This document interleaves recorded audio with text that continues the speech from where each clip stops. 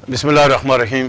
Jammu Kashmir digital की special transmission के साथ मैं हूँ रजा कफ़ील और आज मेरे साथ शरीक गुफ्तगू हैं आज़ाद कश्मीर के सीनियर साफ़ी तज्ज़ियाकार साबिक़ मुशीर हुकूमत मुर्तज़ा दुरानी और एजाज़ अब्बासी।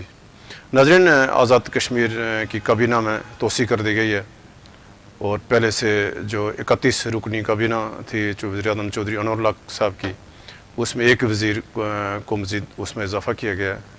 हम इस पर तफसील से बात करेंगे वज़ीर-ए-आज़म को क्या मजबूरी थी कि यानी पहले से इतनी बड़ी काबीना में मज़ीद वज़ीर को क्यों शामिल किया गया। उसके वजह आज़ाद कश्मीर के सबक वज़ीर-ए-आज़म सरदार तरमीम इलियास खान साहब की FIA ने जो गिरफ़्तारी डाली है उसके ऊपर मतलब शदीद रद्द-ए-अमल भी है और आज वो हाई कोर्ट में चले गए कि उनको जो है बस से बेजामा रखा गया या जो उनके पर जो मुकदमात हैं उनके फ़रिस्त फराहमी की जाए। फिर जो सबसे अहम बात है जो आज़ाद कश्मीर के सीनियर वज़ीर दाखिला कर्नल वक़ार नूर हैं, इनको इजाफी सिक्योरिटी फराम कर दी गई है और ख़दशा है कि शायद इनको ज़रा भी कोई सिक्योरिटी थ्रेड होगी। जो फिर जो 27 मई को जो एक्शन कमेटी के दोबारा जो एहतजाज की कॉल है, इससे जुड़े जितने भी सवालात हैं मामलात हैं हम इस पर तफसील से बात करेंगे। लेकिन आगाज़ करते हैं जो आज़ाद कश्मीर काबीना में तोसी हुई है। जनाब दुरानी साहब, एक नवा वज़ीर आपको मुबारक हो। पहले से कोई 35 रुकनी काबीना थी, 31 वज़ीर और 4 मशीर और एक और हो गया, फिर स्पीकर हैं, डिप्टी स्पीकर हैं, सदर हैं, वज़ीर-ए-आज़म।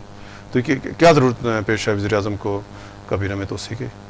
देखें अपना राय साहब, एक तो इस टाइम पे जो है ना इसकी टाइमिंग बड़ी इम्पॉर्टेंट है काबीना में तोसी की। एक तो एक्शन कमेटी ने अभी जो एहतजाज किया उसमें उनका मेन मुतालबा था शराफिया की मराहत, काबीना के डाउन साइजिंग प्लस जो ब्यूरोक्रेसी है उसके हवाले से, जो अखराजात के हवाले से। और दूसरा आज फिर एक और काम प्राइम मिनिस्टर ने कर दिया कि सीनियर वज़ीर को जो है वो इजाफी जो है पुलिस नफरी कमांडोज और एक्स्ट्रा जो है ना वो गाड़ी शाड़ी। इसका मतलब है कि वज़ीर-ए-आज़म और हुकूमत अभी तक एक्शन कमेटी या इनके मामलात को संजीदा नहीं ले रहे और संजीदा नहीं ले रहे तो इसीलिए एक्शन कमेटी ने 27 तारीख को दोबारा एक हड़ताल की कॉल दे दी। अब वज़ीर-ए-आज़म को मुझे नहीं समझ आ रही कि एक तो पीपल्स पार्टी, मुस्लिम लीग नवाज़, ये दो बड़ी जमातें जो हैं वो उनके साथ हैं, ऑन बोर्ड हैं। अगर इनके 22-23 जो मेंबर हैं ये अगर आज भी काबीना से निकल जाएं तो अनवार उल हक साहब की हुकूमत तो धड़ाम करके गिर जाती है, क्योंकि उनके पास अक्सरियत कोई नहीं। तो उनको निकलने का उनके पास तो इख्तियार ही नहीं है कि निकले। नहीं, इख्तियार नहीं है ना। मैं आपको ये बता रहा हूँ कि फिर वज़ीर-ए-आज़म को कौन सी मजबूरी पड़ी थी कि पीर मदर सईद साहब को वज़ीर बनाते जो मखसूस नशिस्त पर मुंतखब है, ठीक है ना। और बज़ाहिर तो ये लग रहा है ना कि वज़ीर-ए-आज़म ने किसी दबाव के तहत ये फैसला किया, क्योंकि वो तो ऑलरेडी मायना कमीशन में चेयरमैन थे मायना कमीशन के और वज़ीर की मराहत तो ले ही रहे थे। अब वो बाज़ाब्ता वज़ीर नोटिफाई हो गए हैं तो उनकी शायद ये ख्वाहिश भी थी पीर साहब की, और वो इतलात के मुताबिक ये है कि वज़ीर इतलात का भी चार्ज शायद अब उलमाए कराम के पास जाएगा। और अब आप सबको जो है ना मौलवी वज़ीर इतलात एडवांस में मुबारक हो, फतवे मिलेंगे। लेकिन यह है कि ये बड़ी बदकिस्मती की बात है कि मैं समझता हूँ कि इस स्टेज पे वज़ीर-ए-आज़म को ना काबीना में तोसी करनी चाहिए थी और ना ही सीनियर वज़ीर की मराहत में तोसी करनी चाहिए थी, ना ही उनको इजाफी का। आपने ये क्या मैसेज दिया? बजाय अखराजात कम करेंगे आप उसमें शराफिया के अखराजात, उन्होंने कहा था शराफिया के अखराजात कम करें, शराफिया के खिलाफ एक्शन कमेटी का एक मुतालबा था, वो काम करने के बजाय आपने बढ़ा दिया और एक मैसेज दे दिया कि सीनियर वज़ीर को शायद बहुत खतरा लाक हो गया। अब उनकी ज्यादा आपने उनको वनरेबल खतरे में डाल दिया, वज़ीर खतरे में डाल दिया। मैं अब आपकी तरफ आता हूँ कि ज़रा आज़ाद कश्मीर छोटा सा एरिया, 4,500 मरबा भी और कोई 35-40 लाख अफराद और मुश्तक, छोटा सा रावलपिंडी ज़िला से भी कम आबादी वाला है। इसमें इतनी भारी यानी काबीना और अखराजात, तो फिर क्यों ना लोग निकलेंगे बाहर, फिर क्यों ना लोग एहतजाज करेंगे ये हमारे टैक्सों का पैसा इनके ऊपर क्यों? बिल्कुल कफील साहब, ये ख़ास बात है आज़ाद कश्मीर में पिछले एक साल में, और ख़ासकर ये जो 11, 9, 10, 11, 12, 13 मई जो हुआ है, ये खुला अदम एतमाद है आज़ाद कश्मीर की सियासी पार्टियों के ऊपर, हुक्मरान पार्टियों के ऊपर, और हत्ता कि बिल्कुल हमारी जो पार्लियामेंट है मुज़फ़्फ़राबाद में बैठी है उस पर अदम एतमाद है। मैं दुरानी साहब की उस आखिरी बात को आगे बढ़ाऊँगा कि ये जो पीर मदर सईद साहब को उन्होंने वज़ीर इत्तलात या भी जो भी वज़ीर बनाने की कोशिश की है, डेफिनेटली उनसे तर्जमानी का काम हुकूमत लेगी। इससे पहले तर्जमानी का काम जिन लोगों से लिया जा रहा था, माजिद खान साहब और दूसरे तीसरे जितने भी लोग थे, बिल्कुल उनकी साख बुरी तरह मुतासर है, ان کی بات پر اعتماد کرنے کے لوگ تیار نہیں ہیں. پیر مظہر سعید صاحب کا بیک گراؤنڈ مذہبی حلقوں سے ہے اور میرا خیال یہ ہے کہ وزیر اعظم کو کسی نے ترغیب دی ہوگی یا وزیر اعظم نے کسی کو ترغیب دی ہوگی. تھوڑا ہی ہے کہ آزاد کشمیر کو مذہب کا تو معاملہ ہی نہیں ہے کبھی. دیکھنا کفیل صاحب 27 تاریخ کو جو آزاد کشمیر میں ایکشن کمیٹی نے دوبارہ مظاہروں کی کال دی ہوئی ہے تو اس میں بڑی تعداد میں لوگ باہر نکلیں گے, پہلے بھی نکلے تھے. تو ہو سکتا ہے پیر مظہر سعید صاحب کی وساطت سے وہ کوشش کر رہے ہوں کہ جو مذہبی طبقے باہر نکلتے ہیں یہ سارے اس مجمع میں اس میں تو مذہبی کوئی نہیں نکلا جو اس طرح کے ہیں تو ان کو میسیج دے کر تھوڑا سا ظاہر ہے اس کو ناکام کرنے کی کوشش کی جائے. اور میرے خیال میں یہ ایک ٹیکٹس ہو سکتی ہے. ادروائز پیر مظہر سعید صاحب تو پہلے سے بالکل یہ بات ٹھیک کر رہے ہیں کہ وہ ان کے پاس وزیر جیسی مراعات اور پورٹ فولیو اور ساری چیزیں تھیں, اور اگر اتحادیوں کو مطمئن کرنا تھا تو وہ تو اس وقت میرے خیال میں پیپل پارٹی کے جو باہر بیٹھے لوگ ہیں ظاہر ہے جو وزیر بننا نہیں چاہتے ان کے علاوہ سارے لوگ اکوموڈیٹ ہیں. نون لیگ والوں کو جو ضمنی الیکشن میں ایک جیت ہوئی تھی چودھری اسماعیل صاحب, ان کے بارے میں عام خیال یہ تھا کہ حکومت ان کو کابینہ میں لے گی. لیکن یہ میرے خیال میں میسیج دیا انوار الحق صاحب نے روزانہ تھریٹ کرنے والی سیاسی جماعتوں کو کہ عدم اعتماد کی بات, ان کے بندے کو وزیر نہ بنا کر انہوں نے کہا اچھا درونی صاحب طور پر کوشش کرتے ہیں. جیسے اعجاز بھائی صاحب نے کہا کہ اگر یعنی کابینہ میں توسیع اگر کرنی تھی تو یعنی چودھری اسماعیل صاحب مسلم نون سے تعلق تھا اور نبیلہ ایوب صاحبہ جن کا پاکستان پیپلز پارٹی سے, اور ان کا یعنی ایک خواہش بھی تھی کہ ان کو بنے. تو ان دونوں بڑی اتحادی جماعتوں کو چھوڑ کر انہوں نے ایک ایسے بندے کو یہ کابینہ میں شامل, اس سے کیا ان کو فائدہ ہوگا؟ دیکھیں نا وزیر اعظم نے پوری ریاست کو سٹیک پہ لگا دیا, ٹھیک ہے نا. وزیر اعظم کہہ رہے ہیں جو مرضی کر لے بھائی, میرا کوئی کچھ نہیں بگاڑ سکتا. انہوں نے ساروں کو یہ ایک میسج دے دیا کہ میرا کوئی کچھ نہیں بگاڑ سکتا, جو کچھ کرنا کر لو, ٹھیک ہے نا. میں نے پوری ریاست کو آگ لگوا دی ہے, 1 سال میں نے تباہی پھیر دی, سسٹم تباہ کر دیا. آج بھی بیوروکریسی جو ہے کام کوئی نہیں کر رہی. صرف وزیر اعظم نے جو ہے اپنے حلقے کی ADP فائنل کی اور ان کو اسلام آباد سے کوئی کال آئی تو وہ صبح ہماری اطلاعات کے مطابق وہ بلکہ صبح ارلی مارننگ 3-4 بجے وہاں اسلام آباد کے لیے روانہ ہوئے مظفر آباد سے. تو وزیر اعظم صاحب نے سب کو یہ سمجھ لیں کہ انہوں نے وہ ہم اب اس کی مثال کہہ دوں کہ ٹھڈوں پہ رکھ لی ہے کہ یار بس ٹھیک ہے جو مرضی تسی کرنا کر لو, میں نے اپنی مرضی کرنی ہے.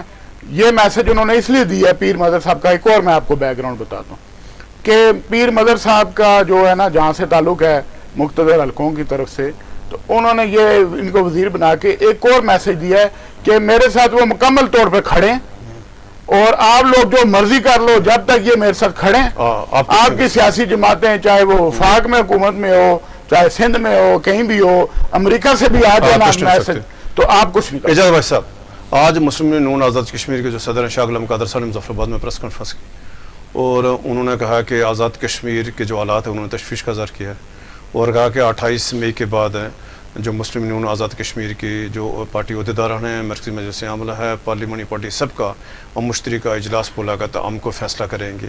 تو کیا یہ تاخیر نہیں ہوگی سیاسی جماعتوں کو سیاسی فیصلے, جب سیاسی فیصلے نہیں کیے تو ذرا اس کا نتیجہ ملا یعنی 8 مئی سے 13 مئی کے درمیان جو نتائج ہے اس کا نتیجہ یہ ملا کہ آزاد کشمیر میں سیاسی جماعتیں بالکل بے اثر ہو کر, وہ تو وزیر اعظم نے پہلے ہی بے اثر کر دی تھیں, وہ بالکل دیوار کے ساتھ کھڑی ہو گئی ہیں. اور یہ ساری آزاد کشمیر کی جو کمان اینڈ کنٹرول ہے اس وقت وہ ایکشن کمیٹی کے ہاتھ آ گئی ہے. اور یہ بالکل غیر معروف لوگ تھے, چند لوگوں کو چھوڑ کر میرے خیال میں اب بھی ہم 31 نام ہمارے سامنے آئے ہوں تو ہم پڑھ کر ان کو چلو پتہ کر سکتے ہیں کہ یہ کون کون لوگ ہیں. عملات میں لوگوں کو جانتے ہی نہیں ہیں, لیکن پوری ڈیڈیکیشن کے ساتھ انہوں نے لوگوں کو میسیج دیا, لوگ ان کی بات پر توجہ دی, لوگ باہر نکلے. شاہ غلام قادر صاحب پریس کانفرنس کرتے ہیں, میں کہہ رہا ہوں کہ ان کو پریس کانفرنس بہت اچھی بات ہے, انہوں نے اچھی باتیں کی ہیں, ہمیں تھوڑا سا سنبھل کر چلنا چاہیے. لیکن وہ اس حکومت کا حصہ ہیں جو حکومت طے شدہ مطالبات کا نوٹیفیکیشن نہیں کر رہی اور مطالبات پورے نہیں کر رہی. تو ایکشن کمیٹی والوں سے یا عوام سے اس بات کا مطالبہ کرنا کہ آپ پرامن رہیں. لوگ آزاد کشمیر میں جو خرابیاں پیدا کر رہے ہیں, جو آزاد کشمیر کے وسائل کی لوٹ مار ہو رہی ہے, جو آزاد کشمیر میں غیر ضروری مراعات استعمال کی جا رہی ہیں, مخصوص ایک طبقہ کو, میں نے کل بھی بات کی تھی کہ 500-600 لوگ ہیں جو سب کچھ لوٹ کر کھا رہے ہیں. شاہ غلام قادر صاحب آگے بڑھ کر تھوڑا سا عوام کے ساتھ ساتھ ایکشن کمیٹی والوں کے ساتھ ساتھ ان کو بھی تو ظاہر ہے ریکویسٹ کریں کہ یہ وہ مطالبات ہیں جن کی ایکشن کمیٹی کے لیے کے ساتھ بیٹھ کر آپ نے اور اس میں کوئی پیسے بھی نہیں لگنے والے, اس میں کوئی بوجھ بھی نہیں پڑنے والا. اور یہ خالصتاً ایکشن کمیٹی نے اب جو مطالبات کر رکھے ہیں یا جو باقی پینڈنگ والے مطالبات ہیں اس میں حکومت پاکستان کے انوالومنٹ کی ضرورت ہی نہیں ہے. آزاد کشمیر کی اچھا اعجاز بھائی صاحب اور دورانی صاحب, یعنی 2 روز قبل جو حریت کانفرنس آزاد کشمیر کے کنوینر محمود ساگر صاحب نے اسلام آباد میں جماعت اسلامی کی جو آل پارٹی کانفرنس اس میں فکر انگیز خطاب کیا، اور جو آزاد کشمیر کی موجودہ سیاست ہے، آزاد کشمیر کی سیاسی جماعتیں، آزاد کشمیر کو حکومت کا جو کردار ہے، اس پورے کے اوپر انہوں نے ایک متج پہلو کی جو نشاندہی کی ہے۔ ناظرین، ہم سب سے پہلے آپ کو جو محمود ساگر ہیں، کل جماعت حریت کانفرنس آزاد کشمیر کے کنوینر ہیں، ہم محمود ساگر صاحب نے جو خطاب کیا آل پارٹی کانفرنس سے، ہم پہلے آپ کو یہ ساگر صاحب کا خطاب سناتے ہیں۔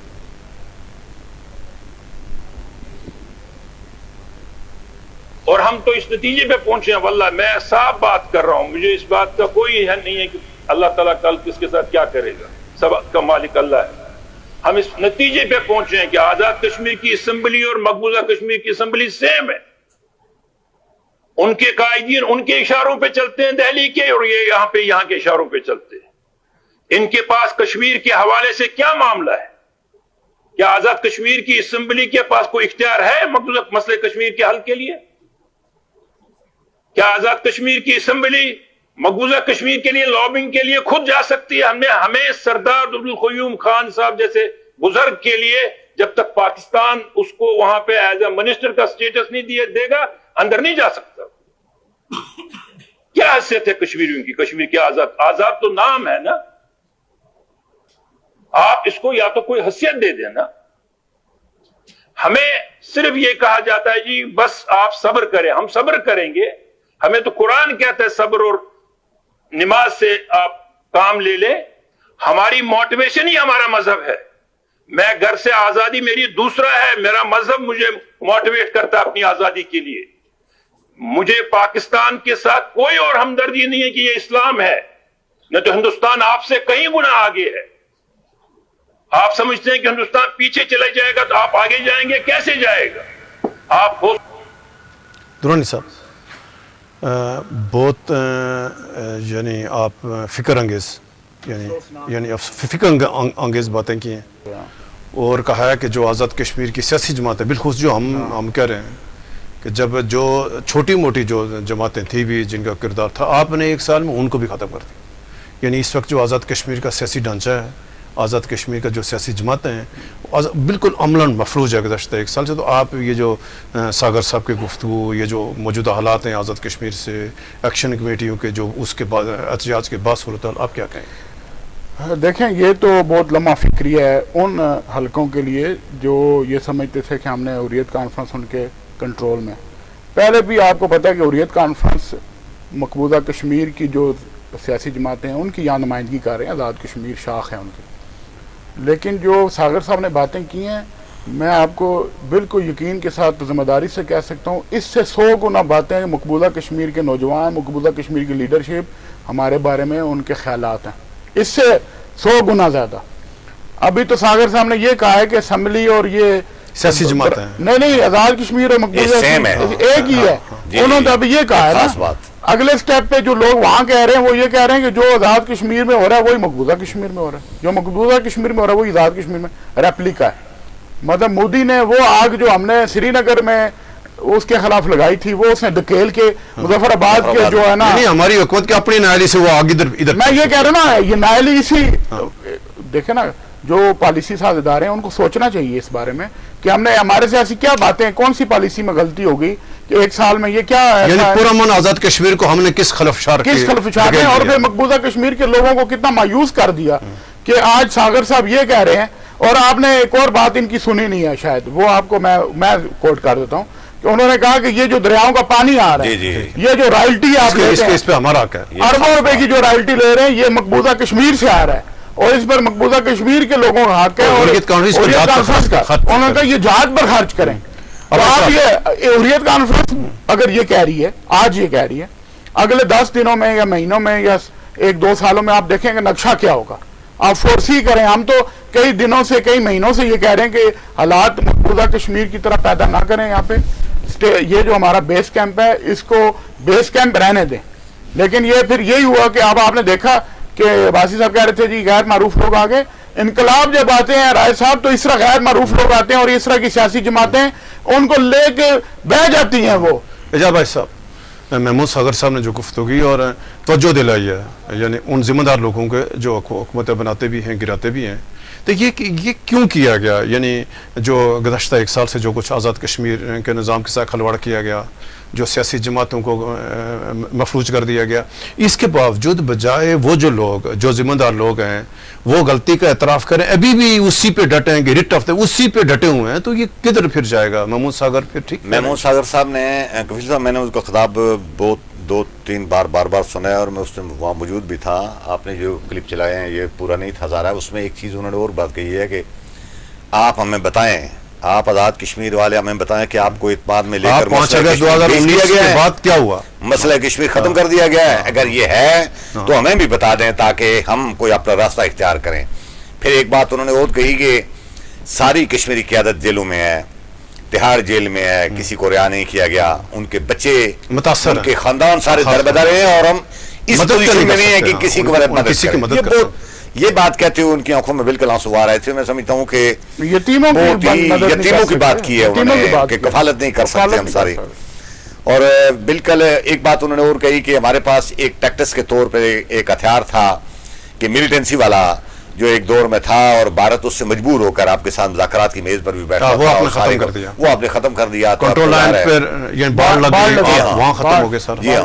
दूसरा, उन्होंने आज़ाद कश्मीर की सियासी पार्टियों पर बिल्कुल खुलेआम उनको कहा है कि आप तो अपने लोगों का एक छोटा सा मसला नहीं हल कर सके, तो हम क्या तवक्को लगाएं? आप बताएं हमें, आपकी पॉलिसी क्या है, हम कहाँ जाएं, क्या रास्ता? यानी लोगों को मजबूर होकर सड़कों पे आना पड़ा।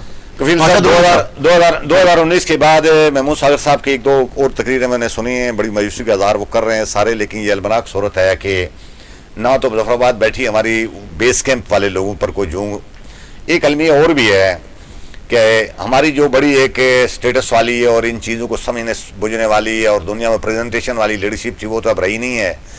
तो जो दस्तियाब हमारे पास स्टफ़ है उसको मुजफ्फराबाद की कुर्सी से गर्ज है, उसको मसला कश्मीर से गर्ज नहीं है। ऐसे स्टेज पर बैठ कर तकरीर कर देना ये मेरा हमें काफी हमारे पास वक्त कम में अभी हम आते हैं कि जो आज़ाद कश्मीर के सबक वज़ीर आज़म और इस्तेकाम पाकिस्तान पार्टी के सदर सरदार तनवीर इलियास खान साहब गिरफ्तार हैं, FIA की हिरासत में, और आज वो हाई कोर्ट में गए हैं कि ज़रा वो यानी मुझे जब मेरी ज़मानत हो गई, जब मेरे मामला तय हो गए, जो बुनियादी मसला हल हो गया, तो फिर मुझे क्यों रखा गया? तो इस सारे मंजरनामे को आप किस हैसियत से देख रहे हैं? देखिए ना, ये भी तनवीर इलियास साहब को वैसे ही एक ऐसे केस में उन्होंने FIA में रखा कि जी आपने डिप्लोमेटिक पासपोर्ट इस्तेमाल किया। सारे साबिक वज़ीर-ए-आज़म उसको इस्तेमाल क्यों उनको महीने से ज़्यादा हो गया। देखिए ना, सारे ही साबिक वज़ीर-ए-आज़म जो है उनके पास डिप्लोमेटिक पासपोर्ट मौजूद हैं, वैलिड हैं, और उस पर ट्रैवल करते हैं। कभी के FIA ने कोई केस नहीं बनाया। जब तनवीर इलियास साहब सऊदीया जा रहे थे तो FIA ने एयरपोर्ट पे एयरपोर्ट पे उनकी जो है ना वो स्कैनिंग होती है, पासपोर्ट चेक होता है, सब चीजें होती हैं वहाँ पे FIA का काउंटर मौजूद है। नहीं, FIA जब इमिग्रेशन करता है वो उसका काम ये होता है को देखे पासपोर्ट जाली है, असली है, ये जो ट्रैवल कर रहा है इसको लगा हुआ है, ठीक है ना, ये FIA इमिग्रेशन का काम। तो अब जब उनको देखा उन्होंने कि ये एक मामले में फंस गए, अपने घरेलू उनके जो है ना वो मामला जो है वो भाइयों के साथ और वालिद के साथ, तो उन्होंने देखा, उन्होंने कहा ये अच्छा मौका है, इस वक्त हम भी कोई अपनी जो है ना दाल दलिया कर लें। तो अदरवाइज ब्लैकमेलिंग के अलावा और कोई ऐसा खास केस मुझे नहीं नजर आ रहा।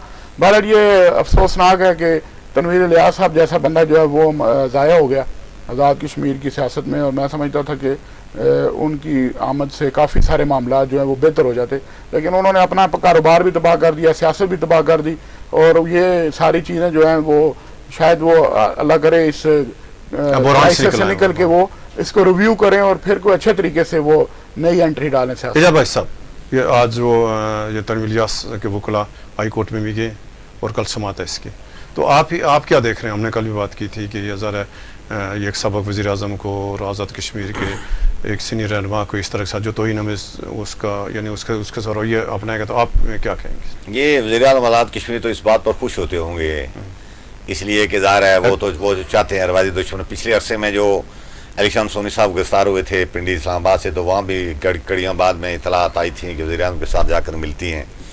मैं ये कह रहा हूँ कि तनवीर इलियास साहब बहुत बड़े बिजनेसमैन हैं, वो आज़ाद कश्मीर के नहीं, वो उनका एक बहुत बड़ा स्टेटस है बिजनेस कम्युनिटी में पाकिस्तान में, और एक तरफ दुनिया भर में हम अपील कर रहे हैं लोगों से आकर पाकिस्तान में बिजनेस करें, सरमायाकारी करें, हमारी प्राइवेट सेक्टर में जॉब क्रिएट्स हों। दूसरी तरफ आप अपने एक बहुत बड़े बिजनेसमैन को ज़लील ख्वार कर रहे हैं, तो ये अच्छा मैसेज नहीं है, और ये मैं समझता हूँ कि बेस कैंप के लिए भी अच्छा मैसेज नहीं है, और ये हमारा जो इशू है बहुत बड़ा इंटरनेशनल, उसके लिए भी अच्छा मैसेज नहीं है। तो ये की जानी चाहिए कि ये जो ब्लैकमेलिंग का हथियार, मैंने कल आपको जिक्र किया था कि मैं तो बिल्कुल इस बात पर यकसू हूँ कि ये जो नैब, मैं नहीं, पाकिस्तान के सारे सियासी लीडर यकसू है कि ये नैब और FIA ब्लैकमेलिंग करते हैं, ब्लैकमेल करके लोगों को ज़लील ख्वार करके उनसे पैसे पुसे बटोरना, हिस्सा वसूल करना, उसके बाद ज़ाहिर है केस चाहिए, मतलब इस तरह की चीज़ें ये बंद कर देना चाहिए और हमारे इदारों को लीगल कामों की तरफ जाना चाहिए, जो कि ज़ाहिर है एक कोर्ट का रास्ता इख्तियार करना बहुत शुक्रिया भाई साहब आपका, दुरूनी साहब आपका। चाहिए। नाजरीन, इसके साथ हमारा प्रोग्राम इख्तिताम ज़ीरो रहा है, लेकिन एक अहम बात जो महमूद सागर कुल जमात हुर्रियत कॉन्फ्रेंस के जो कन्वीनर है, जो उन्होंने जिस तरह निशानदेही की है, तो पाकिस्तान के जो ज़िम्मेदार लोग हैं, पाकिस्तान की सियासी क़यादत है, आज़ाद कश्मीर की सियासी क़यादत है, इसको नज़रअंदाज ना करें। और उन्होंने जिस तरह निशानदेही की है, ये अब वक्त है कि हुकूमत पाकिस्तान के तमाम अदारे, आज़ाद कश्मीर की जो सियासी क़यादत है, ये मसला कश्मीर के हवाले से कोई फ़ैसला कौन किरदार अदा करें और कश्मीरी को बता दिया जाए कि जो कश्मीर पॉलिसी है, जो इस वक्त की जो कश्मीर पॉलिसी है हुकूमत पाकिस्तान की, क्या वो ठीक चल रही है? क्या 5 अगस्त 2019 के बाद जो कुछ हिंदुस्तान ने इकदाम उठाए, ये अब तक जो उठाए जा रहा है, उसके जवाब में क्या हमारी पॉलिसी कामयाब है? अगर कामयाब है तो उसका फिर नतीजा क्या निकला? अगर नतीजा नहीं निकला, उसमें हमें कामयाबी नहीं मिली, तो फिर इसका असर इसका जायज़ा लेकर नई कश्मीर पॉलिसी का तयन या जाता इसके लिए नागज़िर है। कल तक इजाज़त दें। अल्लाह हाफ़िज़।